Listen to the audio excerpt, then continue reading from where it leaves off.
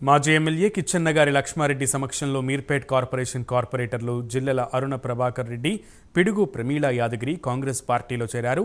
తమ డివిజన్లలో అభివృద్ధి పనుల కోసం కేఎల్ఆర్ నాయకత్వంపై నమ్మకంతో హస్తంగూటికి చేరినట్లు వారు తెలిపారు. అనంతరం లక్ష్మారెడ్డి మాట్లాడుతూ బీఆర్ఎస్ నేతలు ఒక మాఫియాగా తయారై చెరువులు, ప్రభుత్వ భూములు కబ్జా చేసే రిజిస్ట్రేషన్ చేసుకున్నారని, వారిపై చర్యలు తీసుకుంటామని తెలిపారు. అభివృద్ధి, సంక్షేమానికి ఇచ్చిన హామీలు నెరవేర్చడంలో కాంగ్రెస్ ముందుంటుందని తెలిపారు. పార్టీలో చేరిన ఆడపడుచులకు తగిన గౌరవం, గుర్తింపు ఇస్తామని పేర్కొన్నారు.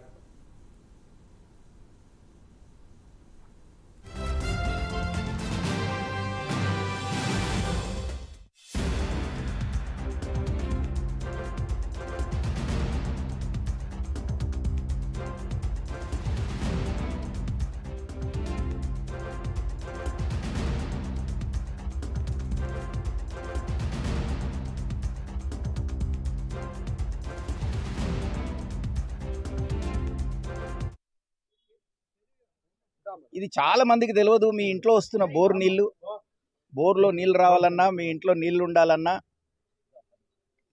చెరువులు నిండితే తప్ప, ఆ నీళ్లు భూమిలోకి పోతే తప్ప మీ ఇంట్లో బోర్లలో నీళ్లు రావు, మీ ఇంట్లో నీళ్ళ కరువు అయిపోతుంది. ఈ చెరువుల ప్రాముఖ్యత గురించి చాలా మందికి తెలియదు. తెలిసిన వాళ్ళు, పోరాడుతున్న వాళ్ళను ఈ ప్రభుత్వాలు పట్టించుకోకపోవటం వలన ఈ గతి పట్టిందనేది నేను భావిస్తున్నాను.